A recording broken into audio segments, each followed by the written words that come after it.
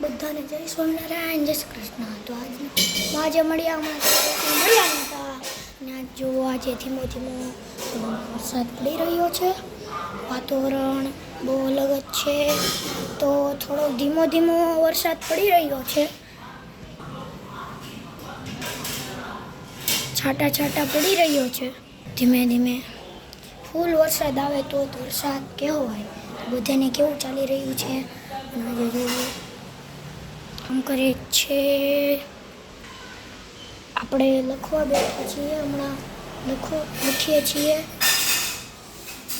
તો ચાલો, કેવું ચાલી રહ્યું છે બધાને? મજા આવી રહી છે બધાને? જો ફૂલ વરસાદ આવે તો આજ તો નાવાનું છે આપણે.